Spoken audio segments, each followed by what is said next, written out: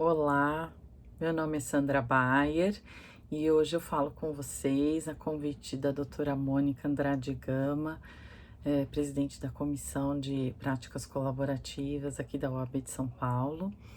Ela me convidou para falar de uma coisa um pouco diferente, inusitada nesse assunto das práticas colaborativas, apesar de tão óbvia, que é a função do advogado e os aspectos jurídicos do exercício dessa advocacia diferenciada, advocacia colaborativa, dentro das práticas colaborativas.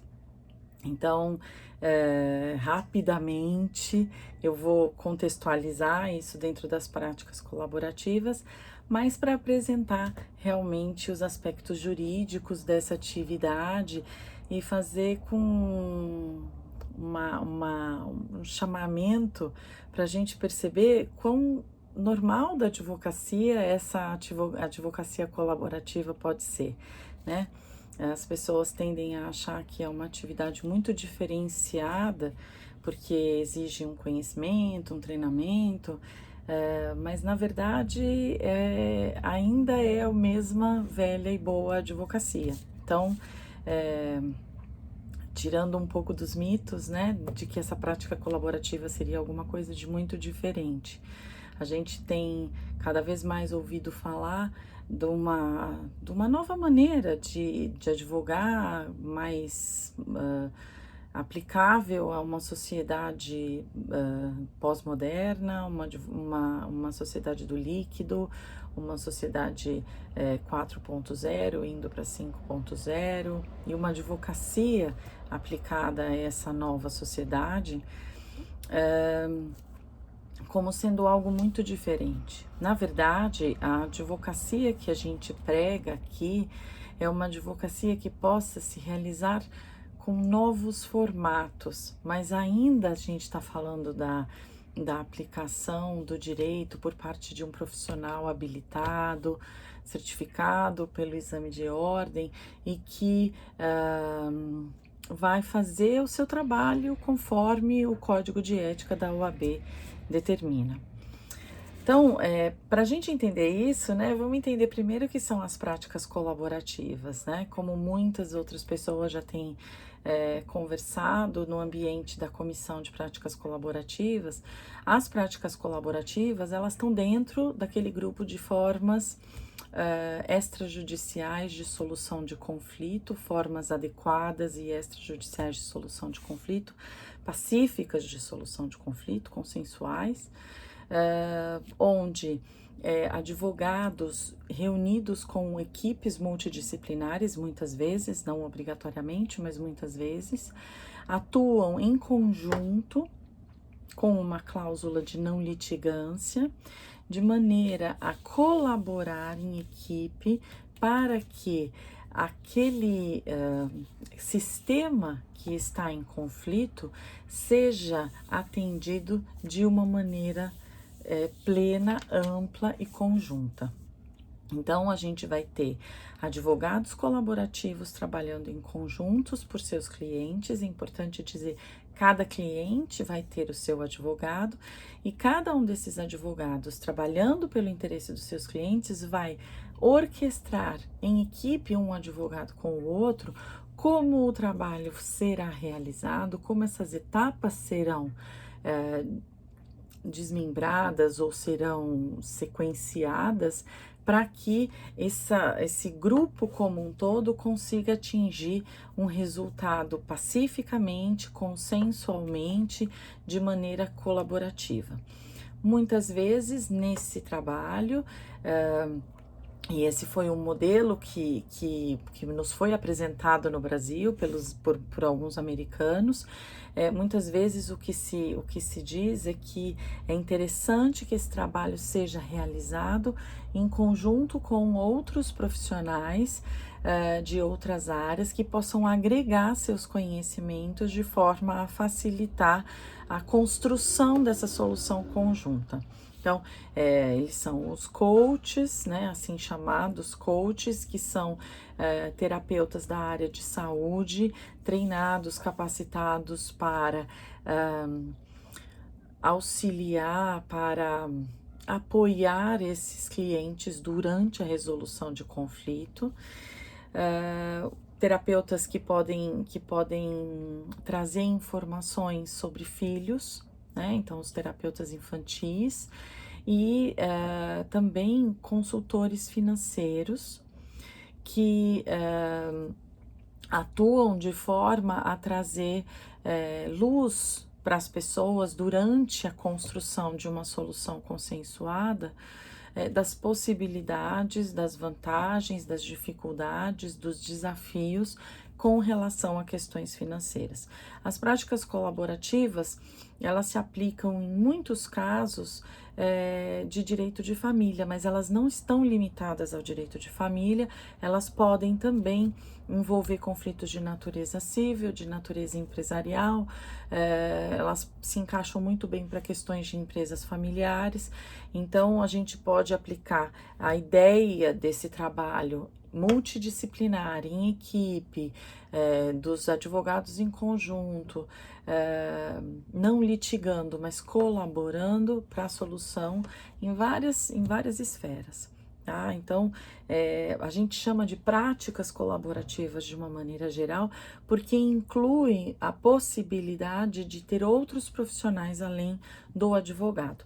Mas a gente pode falar aqui também da advocacia colaborativa, porque essa é a figura central que é essencial para o exercício das práticas colaborativas. 2 advogados colaborativos. Se for possível agregar equipes multidisciplinares, como o próprio Código de Processo Civil de 2015 recomenda, por exemplo, em casos de família, que as equipes multidisciplinares possam trabalhar auxiliando no que for possível as questões emocionais, as questões referentes às crianças. Então, essas equipes, elas agregam, elas trazem muito valor ao procedimento, elas facilitam muito o trabalho do advogado, mas o fundamental é que a gente tenha 2 advogados colaborativos, que assinem junto com os seus clientes um termo de participação num processo colaborativo, e esse processo precisa de transparência. Então, a gente fala de um tripé das práticas colaborativas, né? A multidisciplinaridade, a não litigância, esse termo de colaboração, e a transparência entre esses membros da equipe como uma forma fundamental de que o trabalho colaborativo se desenvolva.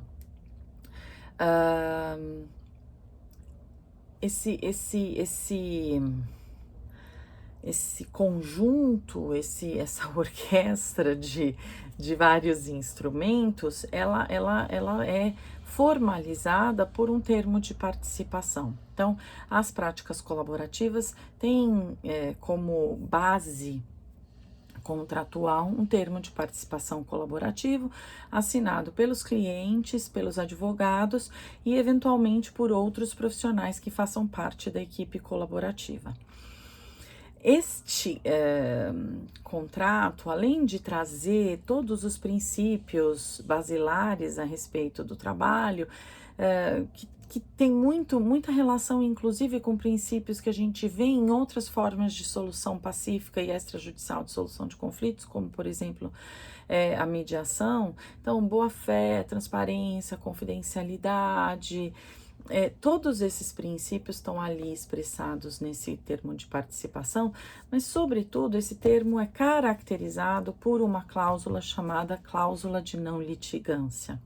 Essa foi a denominação que nós encontramos para uma cláusula que nos Estados Unidos é chamada de Disqualification Clause, em que existe no contrato colaborativo e que é reconhecida por lei. Então, a primeira dificuldade, talvez, que apareça é esse contrato, ele tem previsão legal em vários estados federativos norte-americanos. Então, nos Estados Unidos, é muito comum que, num estado onde exista a previsão legal, sendo assinado um termo desses colaborativo com uma dessas disqualification clauses, seja possível eu avisar o juiz, eu avisar o tribunal daquele estado de que aquelas pessoas estão passando por um processo colaborativo.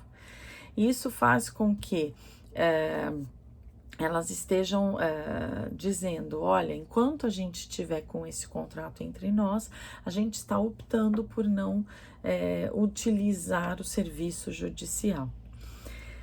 Lá isso existe, isso já tá regulado em diversos desses estados, e essa petição chega ao tribunal e o tribunal assim a considera. Como é que funciona isso aqui, né? Então, existe esse termo colaborativo.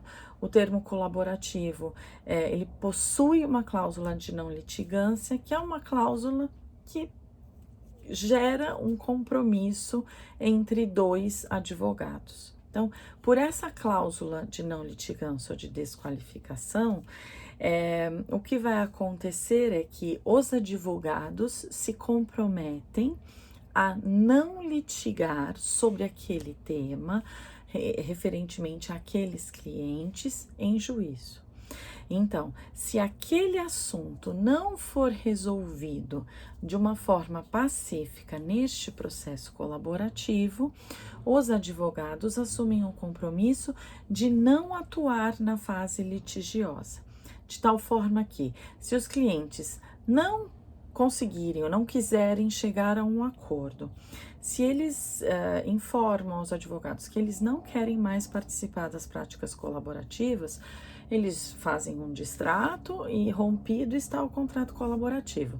Mas, levando essa questão ao judiciário, levando essa questão para o litígio, eles precisarão contratar novos profissionais, novos advogados.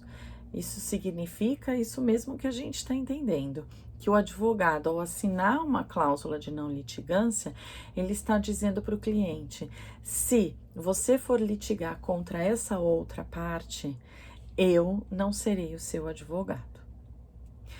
A cláusula tem um interesse contido por trás dela, de que os advogados tenham um compromisso franco e direto entre si, de estarem sendo transparentes e estarem colocando todos os seus esforços para que efetivamente essa solução consensual seja atingida. Então, o objetivo aqui é que os advogados não negociem, como a gente diz até a página 2, que eles continuem se esforçando para que os seus clientes fiquem nesta modalidade consensual de solução de conflito, porque é a única forma deles manterem os seus clientes. Se os clientes forem para o litígio, eles terão que buscar novos profissionais. Mas o que eles estão dizendo mais do que isso é que eles acreditam que essa é a melhor forma de resolver o conflito e de que isso é possível sim. Então, o advogado, ele está dizendo, olha, eu quero ajudar você a resolver isso, mas de forma consensual, e eu estarei aqui no consenso para você o tempo que for necessário.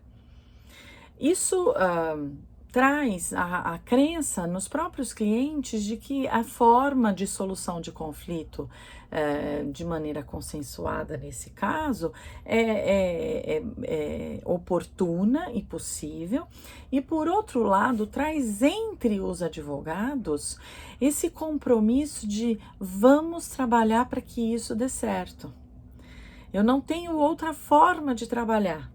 Ou eu fico nas práticas colaborativas, ou eu abandono esse caso. Então, como nenhum advogado vai querer abandonar um caso, vamos fazer essa prática colaborativa funcionar, dar certo.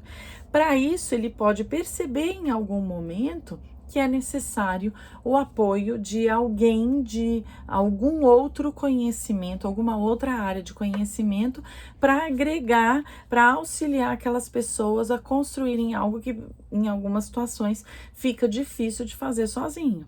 Então, o coach, ele, por exemplo, dá esse apoio psicológico para as pessoas continuarem tentando achar uma solução pacífica e que olhe para o sistema familiar de uma forma ampla, geral e restrita. Então,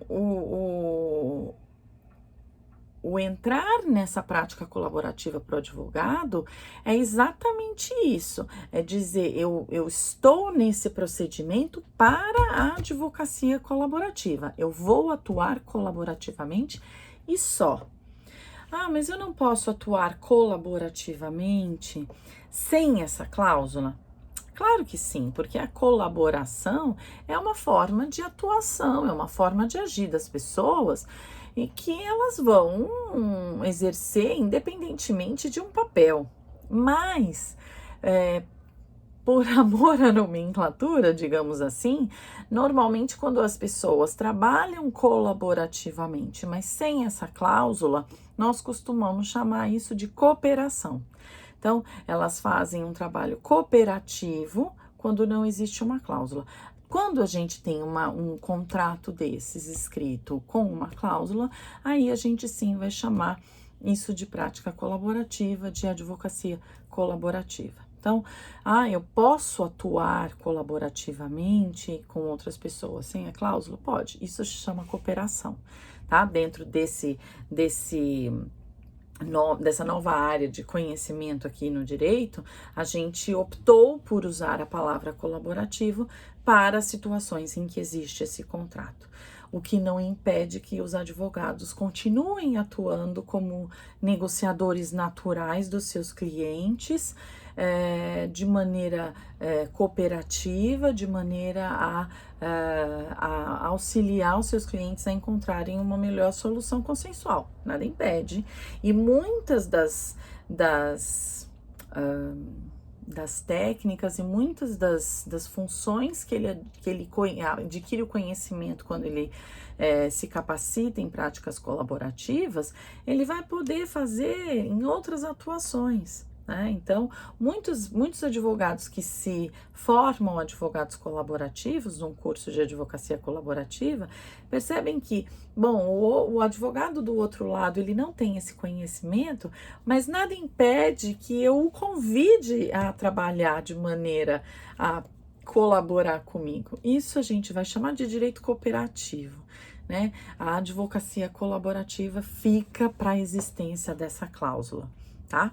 Essa cláusula ela não está especificada ainda em nenhum texto de lei. Essa é uma missão aí para os próximos advogados colaborativos criar um texto de lei que trate da matéria. Apesar disso, ela não é ilegal, porque nada do que ela afirma se encontra proibido em nenhum texto de lei. Então, assim, muito genericamente, a gente pode pensar, por exemplo, a Constituição Federal no artigo 5º tem lá o princípio da inafastabilidade do Poder Judiciário, que alguns chamam do princípio do acesso à justiça. O princípio da inafastabilidade é um princípio que diz que a lei não pode afastar a possibilidade do judiciário seja chamado a analisar uma ameaça ou lesão a um direito. O que não significa que as partes não possam fazer essa contratação. Inclusive, isso já foi decidido pelo próprio Supremo Tribunal Federal quando analisou a questão da constitucionalidade da lei de arbitragem. Lá em 2001, quando foi decidida a questão da inconstitucionalidade da lei da arbitragem, e a gente pode usar esse entendimento por analogia, o STF ele já entendeu que o princípio da inafastabilidade, ele diz que a lei não pode gerar um obstáculo ao acesso à justiça, que torne a justiça, o judiciário inafastável. O que não significa que as partes não possam fazer, por exemplo, um contrato com uma cláusula compromissória que afaste o judiciário e escolha a jurisdição arbitral.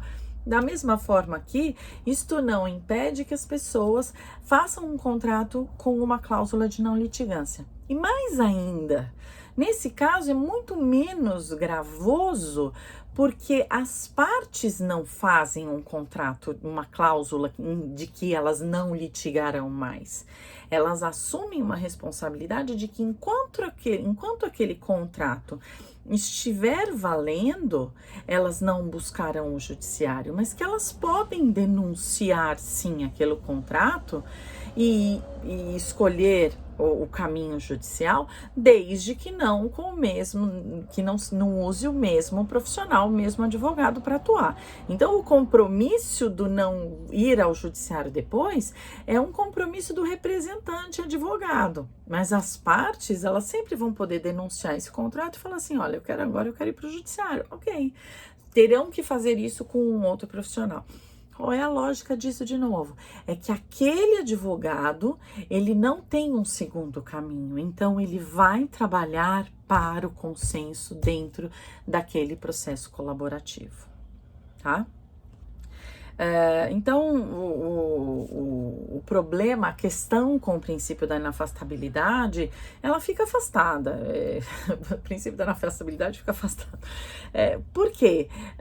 Porque as pessoas não perdem o acesso ao judiciário. Elas fazem uma escolha contratual de participar de um processo colaborativo que elas podem desescolher na hora que elas quiserem. Elas podem denunciar aquele contrato e partir para um procedimento litigioso, se elas assim bem quiserem. O compromisso da não litigância, ele é do advogado. Isso também a gente pode pensar é compatível com o novo sistema do CPC.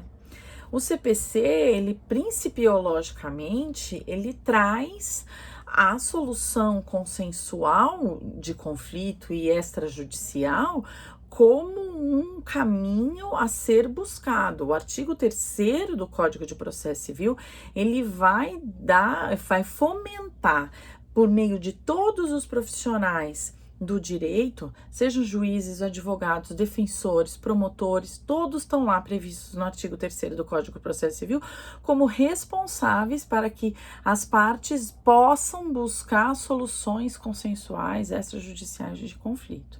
Então, não existe incompatibilidade com o entendimento do CPC que busca esse caminho que a gente sabe que o judiciário tem buscado há tanto tempo, de dizer, olha, eu estou aqui se você precisa de um processo, mas será que você precisa de um processo? Será que você não quer tentar alguma outra coisa antes?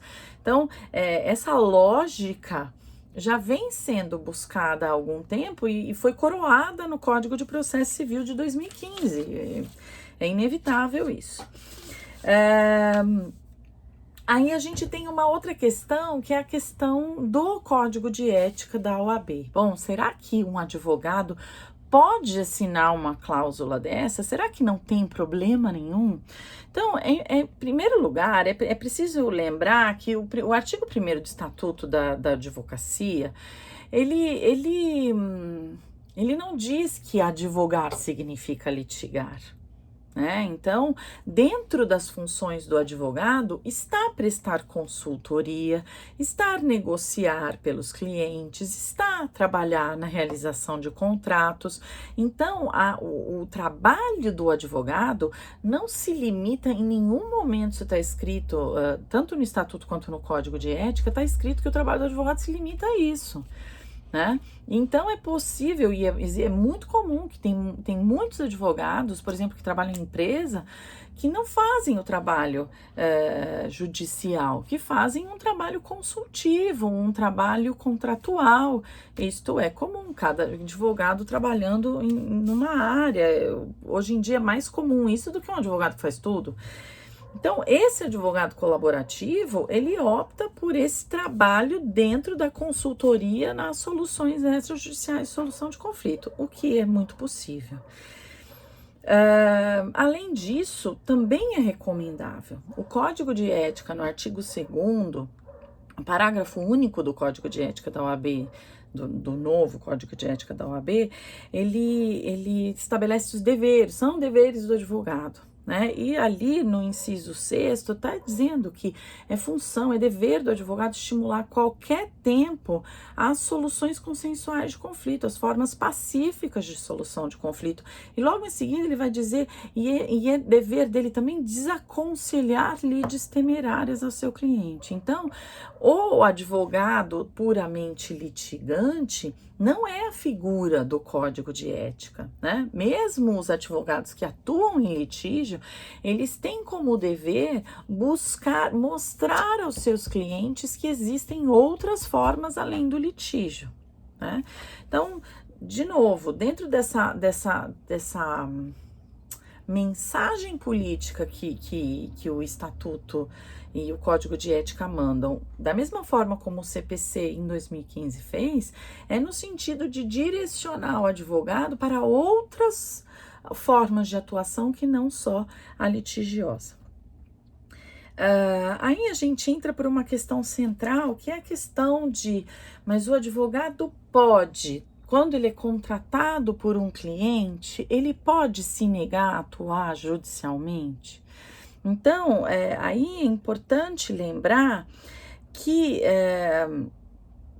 o artigo 4º do Código de Ética, ele vai dizer que o advogado, desde que ele faça isso com o conhecimento do cliente, ele pode sim ser contratado para uma determinada fase do trabalho.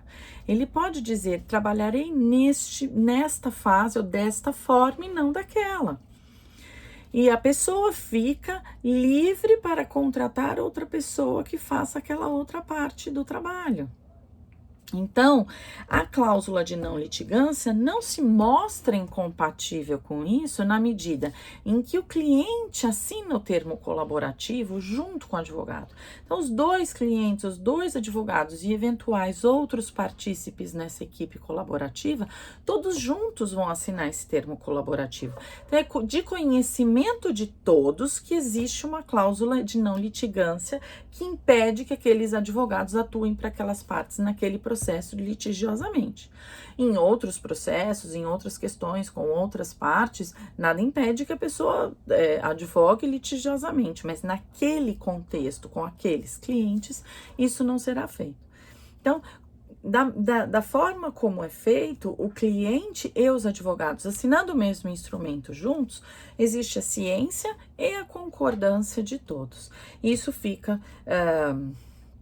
compatível com essa ideia do artigo 4º do Código de Ética, de forma que não existe prejuízo para o cliente. E mais, né? Não existe prejuízo para o cliente porque ele sabe que o advogado colaborativo, ele está inteiro no processo colaborativo. Porque para ele não existe uma segunda via. Aquela é a única.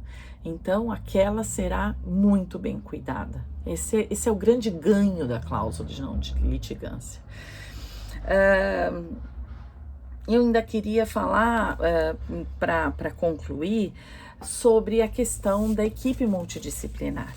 Então, a equipe multidisciplinar, ela é recomendável, ela é de grande ajuda e quando todos trabalham colaborativamente, muitas ideias interessantes aparecem.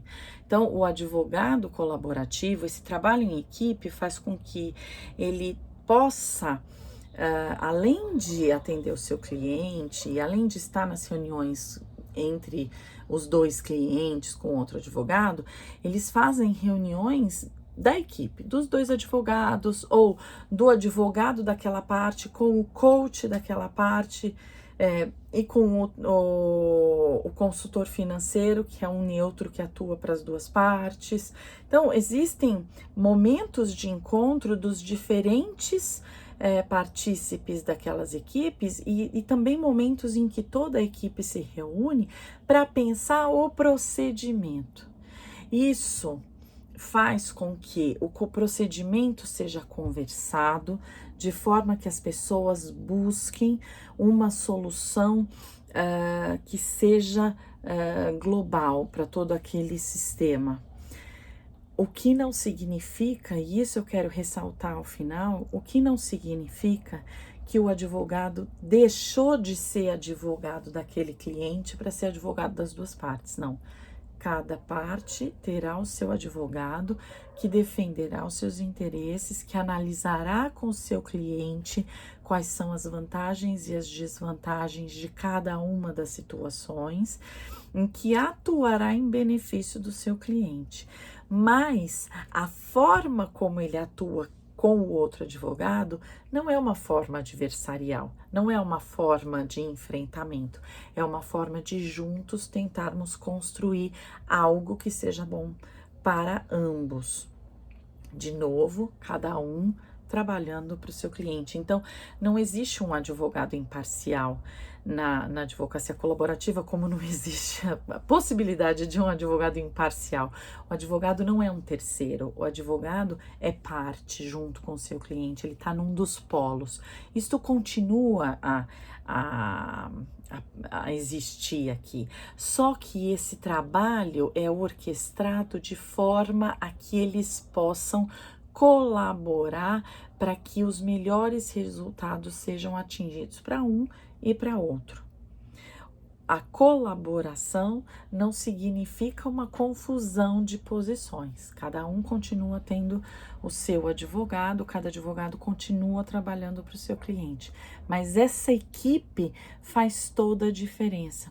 Porque quando eu penso no procedimento, no andamento desse jogo de tabuleiros das práticas colaborativas, quando eu penso com profissionais, sobretudo em equipe multidisciplinar, o procedimento fica muito mais humanizado, fica muito mais customizado para aquelas pessoas e fica muito mais propício para o atingimento de uma solução que, mais do que traga a vitória de uma das partes, que traga um benefício para o conjunto.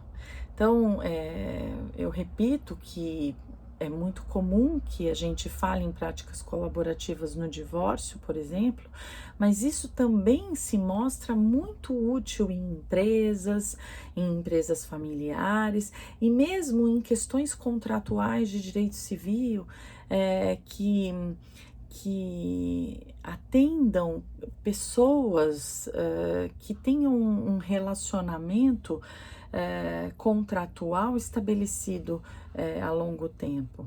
Né? Então, essa forma de solução de conflito, ela traz um aporte de muitas técnicas da mediação com as quais o advogado deve estar habituado.